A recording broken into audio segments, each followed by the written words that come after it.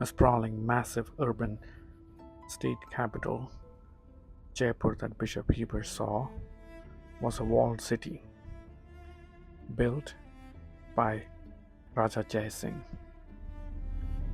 The walls and the gateways still exist to a large part and seem to be well preserved. From the time of the city's founding to up until a few years ago, the street lined by jharokas and havelis was how you entered Jaipur, and this is how Bishop Heber entered the city as well. Lined by gardens designed in typical Mughal charbagh fashion, with pleasure palaces with frescoes depicting the life of Krishna. Much of what I see here must have looked exactly the same when Bishop Heber visited.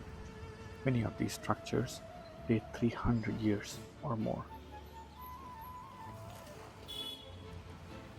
But much to my regret, it is too early in the morning, and most of these gardens are closed to the public.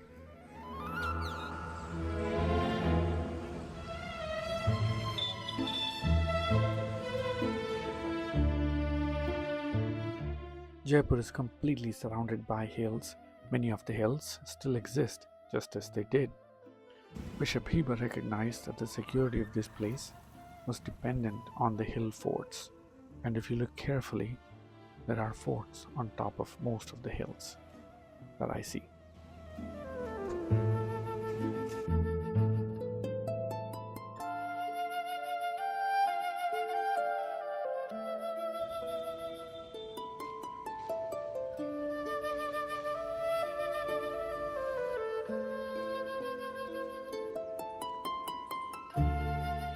This entire stretch is overwhelmingly beautiful and made for Instagram. And sure enough, I see an Instagram shoot happening. It is never too early for a social media update.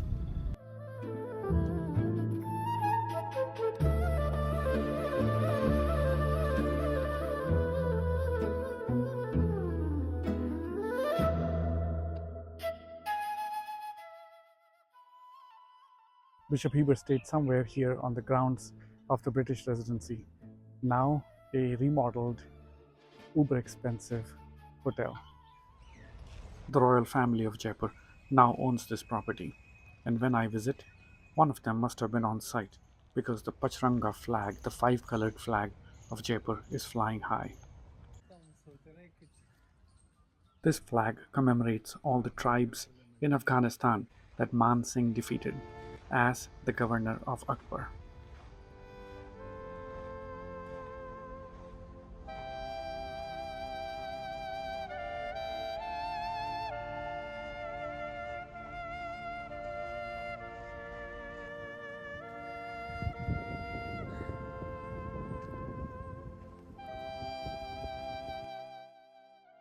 This is where Bishop Heber preached on January 30th, 1825. This is where he christened Charlotte Draper, the daughter of the resident. Unfortunately, she was to pass away a few months later. With its Art Deco renovation, this place looks nothing like it probably did back in the day. Over the years, this property has hosted many famous people, including Jackie Kennedy, the Shah of Iran, and numerous British royalty. But I like to think that Bishop Heber was the first famous foreigner to be hosted here. When I read up about Vincent Draper's little girl, Charlotte Catherine Draper, I found out that she died on 28 October 1825 and her grave is in the old Residency Cemetery. That makes me go look for this cemetery. It is now situated between large mall and the hotel. This is easily the worst kept British cemetery that I have come across, completely overgrown, and you have to look carefully to find the distinct signs of a British grave. Poor Charlotte was probably the first British person to be buried in Jaipur. Also buried here In a grave, now also completely lost, is Martin Blake, a man who was killed by the population of Jaipur in June of 1835.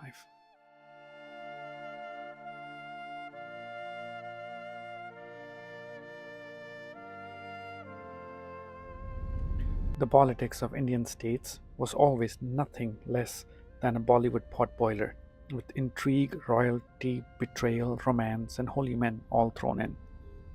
Jaipur state had all the ingredients in good measure. The British had only been established in Jaipur in 1818, after Raja Jagat Singh signed a subsidiary alliance with the East India Company. He had a turbulent reign with multiple extremely expensive wars, including one over the hand of teen princess Krishna Kumari, who was eventually poisoned by a family in Udaipur to preserve peace. The main benefit of the alliance for the British side was to get tribute money from Jaipur. It was a classic extortion operation, and very quickly to secure their tribute under the guise of a lot of high moral waxing about public good. The British got embroiled in every aspect of a kingdom that they knew nothing about and a culture that they were profoundly ignorant about.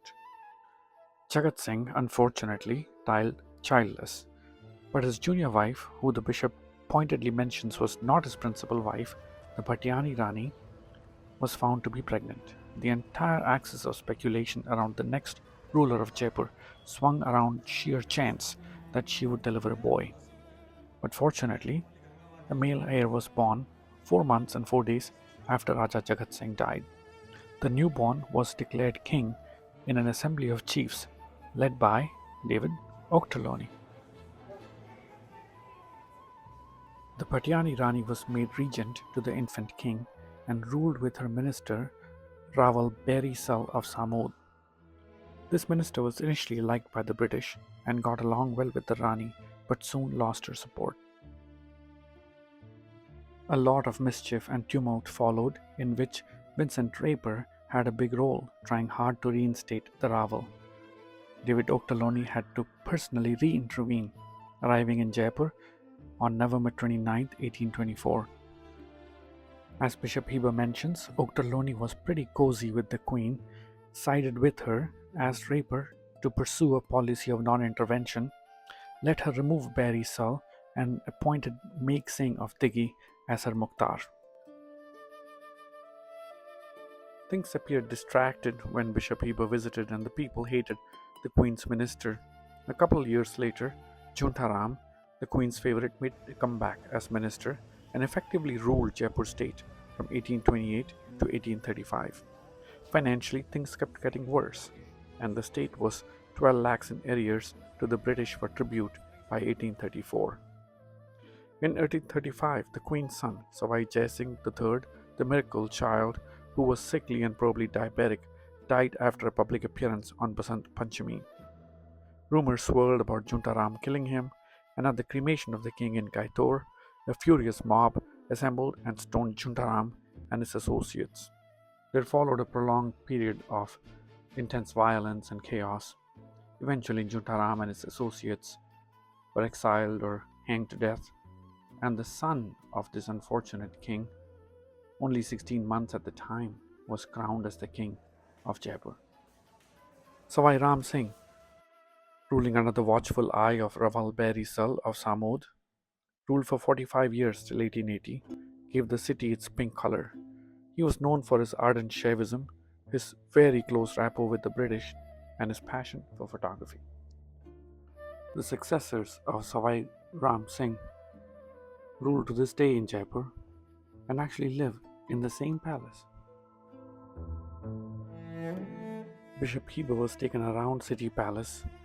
He noticed that everything seemed well kept up, considerably better than Lucknow, and exceeded his expectations except the military show, which was absolutely nothing. The ascents throughout the palace were not by stairs but by inclined planes of easy slope. This was so royals could be carried by palanquins.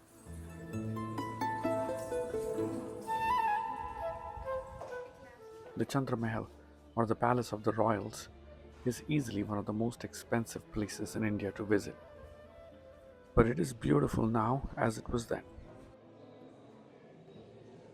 Bishop Heber notices that the ceilings are generally low. The rooms are dark and close. Both the walls and ceilings are splendidly carved and painted, and some of the former are entirely composed of small looking glasses in fantastic frames of chunam mixed with talc, which have the appearance of silver till closely examined. It is when the lights go down, and with small lamps, the entire wall and ceiling shine with thousand little flames, that I realize that this palace was always made for Instagram.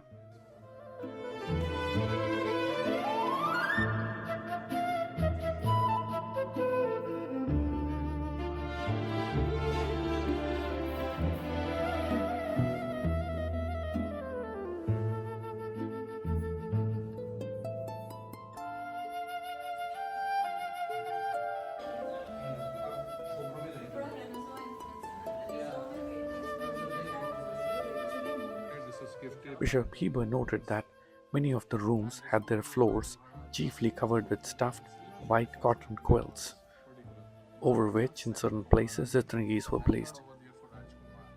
It is exactly the same now as it was then.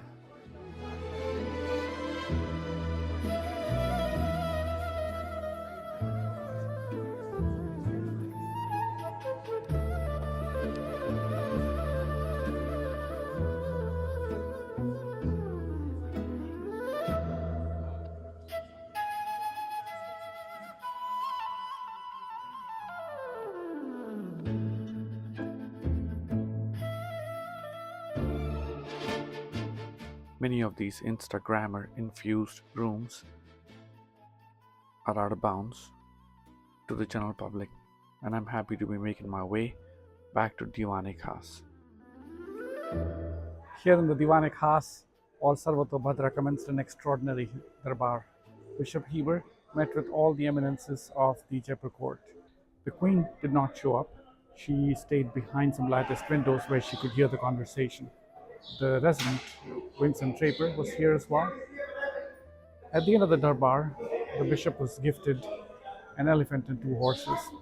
The ungrateful bishop says the elephant was lame and vicious. In reality, this was an elaborate charade. All these gifts were sold, and the money was given to the queen's attendants.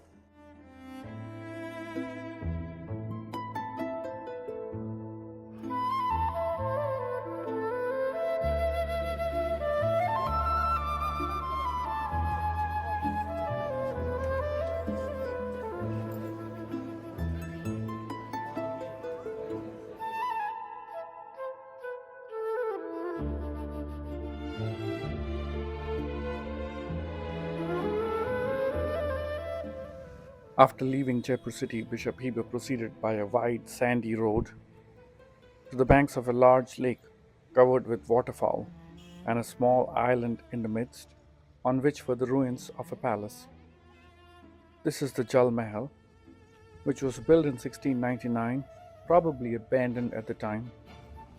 It has now been renovated. In the morning light, it is very hard to get a good picture of this palace.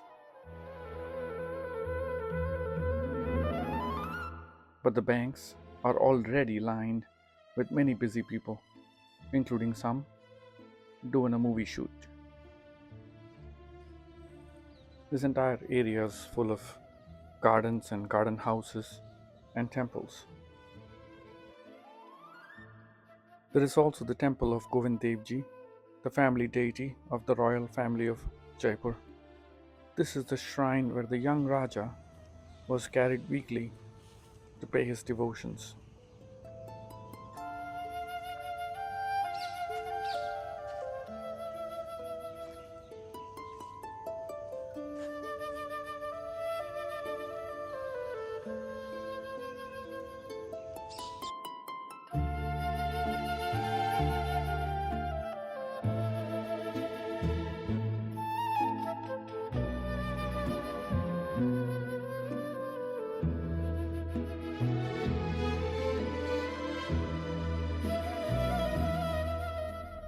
The single lane road that I take up to Ajmer is full of traffic, loud, and with many pedestrians walking up to worship at the temple in the fort. But this is not the road that Bishop Heber took to Ajmer. He came by this now completely abandoned, quiet road that is just adjacent to the main road.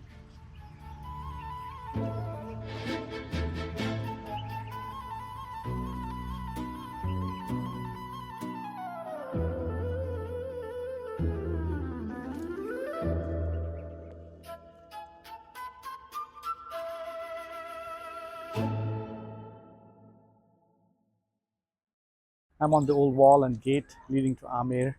Behind me is the old road to Ajmer. This has to be the road that Bishop Heber took on his way to the fortress city.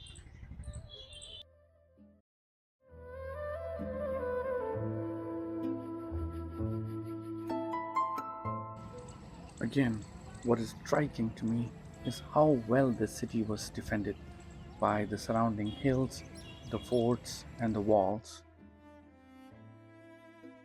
Bishop Heber describes the crests of the hills on either side, crowned with walls and towers, the lower parts all rock and wood interspersed with ruined buildings.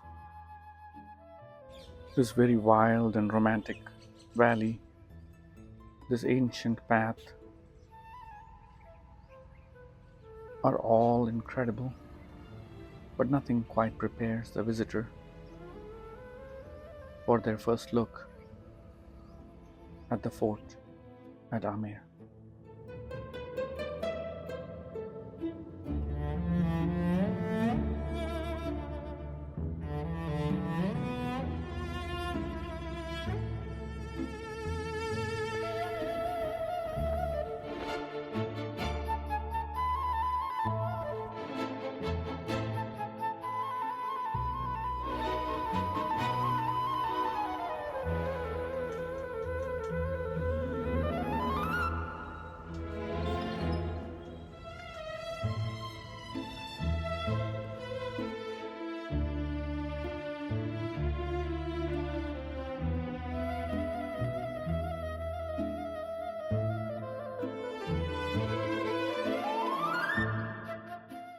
Ajmer is still very much a temple town, as it was when Bishop Heber visited.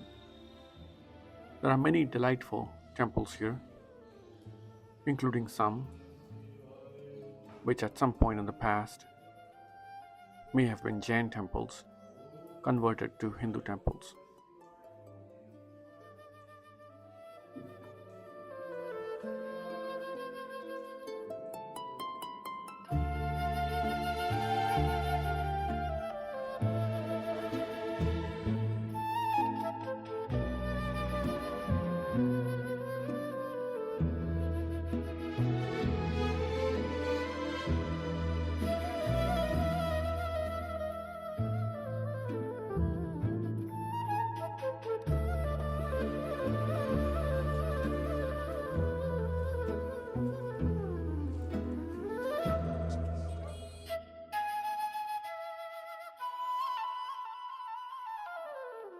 There is even a delightfully restored Bauli here, one which seems to have clean water with fishes and a turtle in it.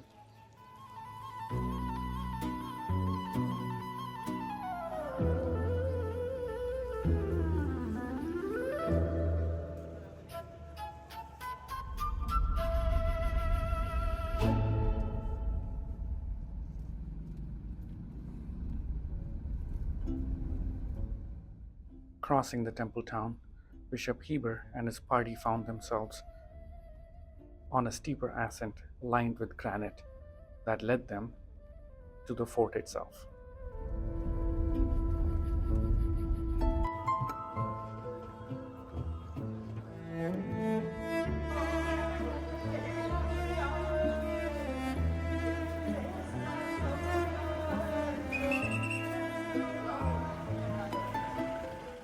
The party entered through Suraj Pole, this richly ornamented gate, into a large moss-lined quadrangle.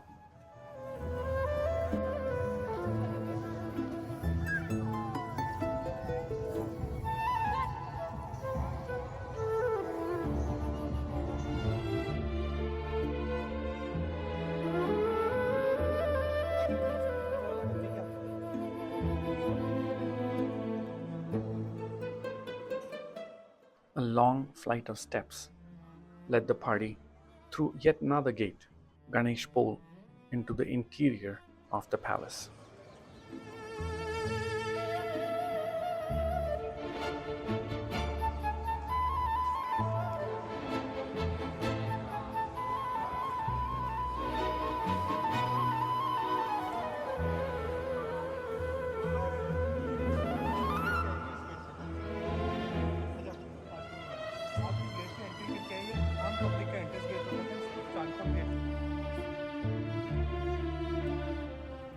Bishop Heber says that many of these apartments were extremely beautiful and enjoyed from their windows and balconies and terraces one of the most striking prospects which can be conceived.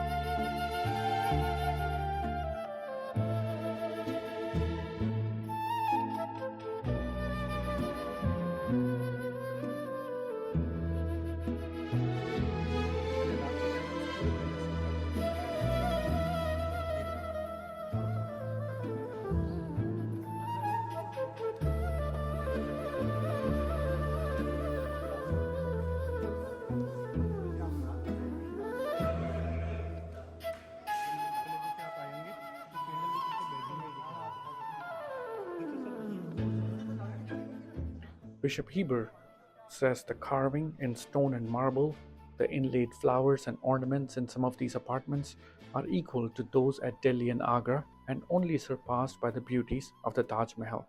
His companions all declared that as a whole it was superior to the castle of Delhi.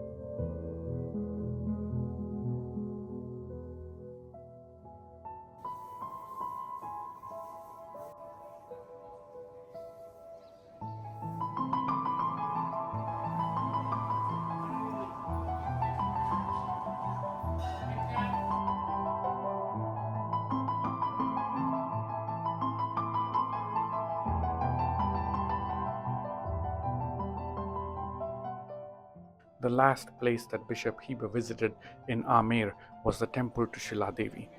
Built by Man Singh, remember the guy in Raj Mahal? This was dedicated to goddess Kali.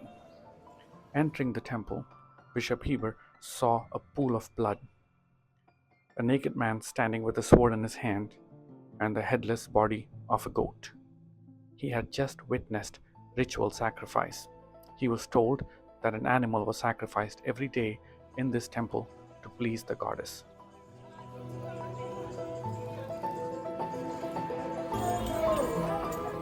Leaving Ajmer, Bishop Heber saw Jaipur Fort higher up on the hill. He talks about public treasure being stored in this fort. These rumors have persisted for centuries, and it is said that in 1976, Indira Gandhi tried to find treasure in Jaipur Fort. There are differing accounts of whether she actually found it or not. And there's actually even a story of Zulfikar Ali Bhutto demanding Pakistan's share in this grand treasure. I have no idea if there is actually a treasure or if one was ever found.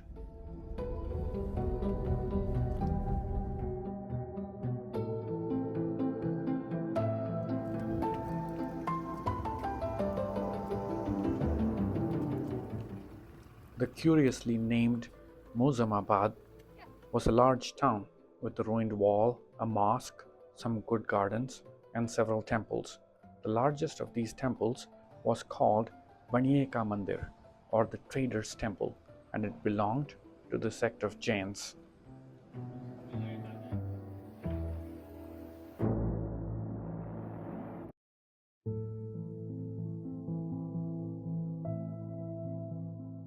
Turns out this temple was built in 1607 by the chief minister Nanumal Godha, who was a close aide of Raja Man Singh of Ajmer.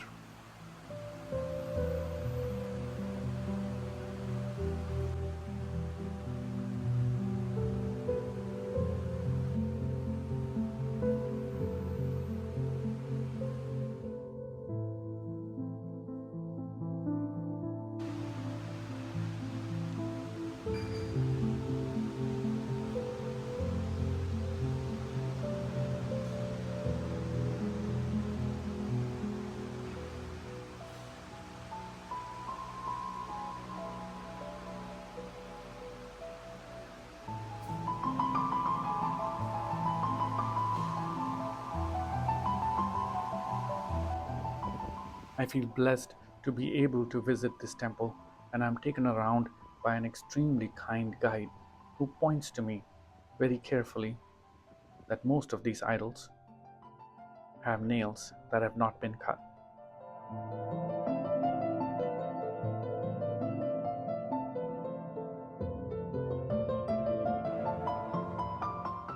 I'm even taken to the basement where I see these three idols of Lord Adinath, Lord Ajitnath, and Lord Shambhavnath.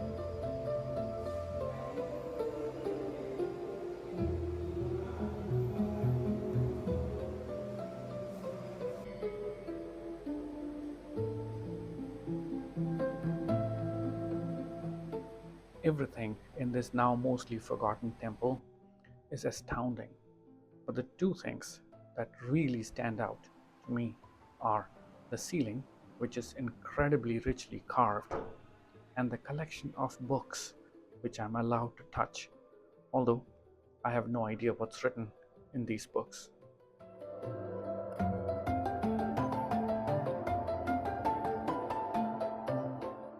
From the outside, the three richly carved spires of stone are visible. The carvings are detailed and absolutely delightful. The bishop and his soldiers wandered around the spires. They were not allowed to go inside.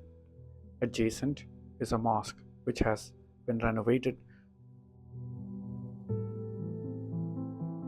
Arriving at Kishangarh, Bishop Heber and his party pitched their tents in a dusty plain where they enjoyed a view of the Raja's palace, a large but rudely built fort on the banks of a fine pool of water. Bishop Heber describes the Raja as a young man of 26 or 27 of a dissipated character who had just married the night before and so could not be disturbed. Although Bishop Heber had no idea, Raja Kalyan Singh was one of the last patrons of the very important Kishangarh school of painting called Bani Thani. These paintings are extremely delicate. Bani Thani means decked up lady, and boy, in these paintings, these women are decked up. The eyes are large and curvy with high arched eyebrows, thin lips, and sharp nose. With a translucent veil and elaborate jewelry, these women could be supermodels.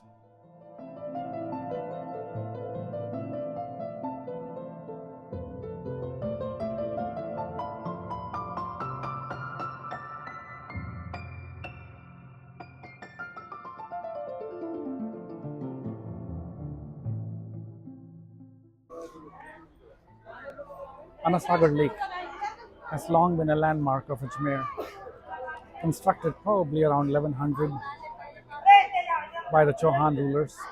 The Mughals constructed many marble pavilions by the lake, and the bishop visited Mr. Moore, the commissioner, who lived in one of these marble pavilions. The building is prettily carved and lined with white marble, with the water delightfully beating against the basement.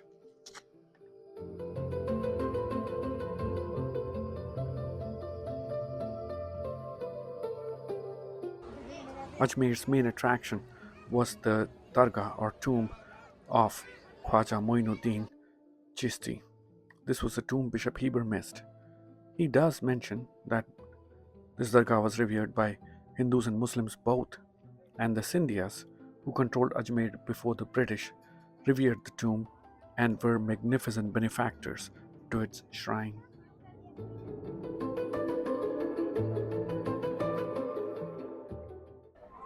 Ajmer was an important power base for the Mughals.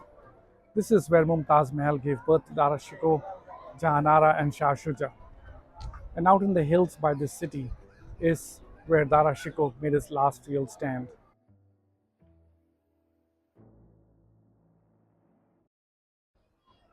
This incredible prince, erudite, educated, liberal, the translator of ancient Hindu texts, then spent the rest of his life as a fugitive, scrounging for scraps of food, eventually betrayed near the Bolan Pass by someone whose life he himself had spared in the past.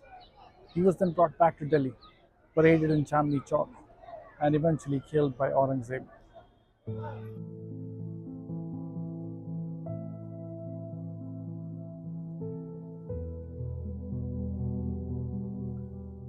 Nearby, a large, fairly hideous mall is the Ajmer Fort.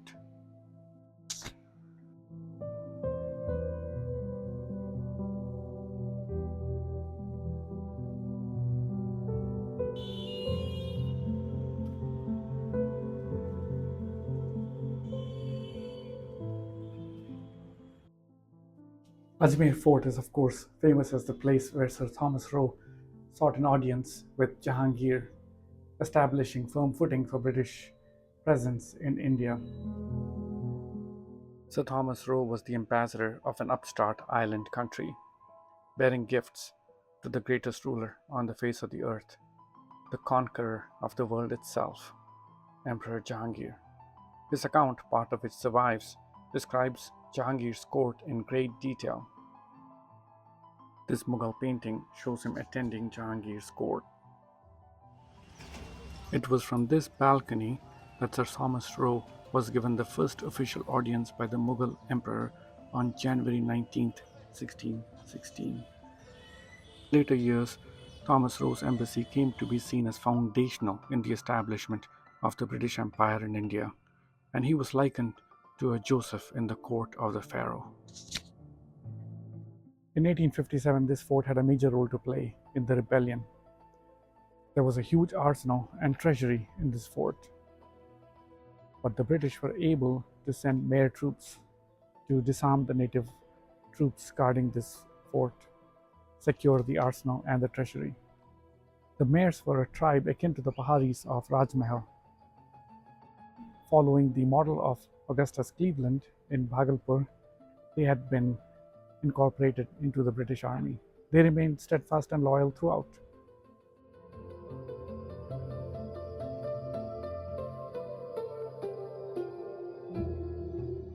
The second thing that helped the British was that the troops from Nasirabad chose to make their way to Delhi instead of coming here. In a futile but touching gesture, they wanted the legitimacy of serving the Emperor of India, Bahadur Shah Zafar.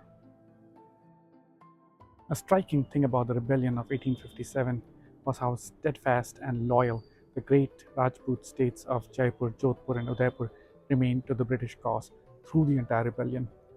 Their loyalty was recognized by the British. They were suitably rewarded, rewards that their descendants continue to reap to this day.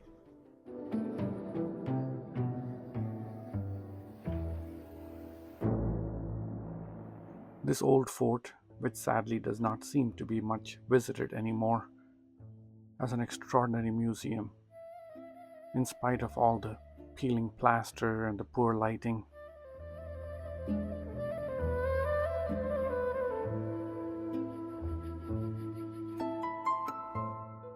The museum is exceptionally rich in statues, old inscriptions, some paintings, and many other things.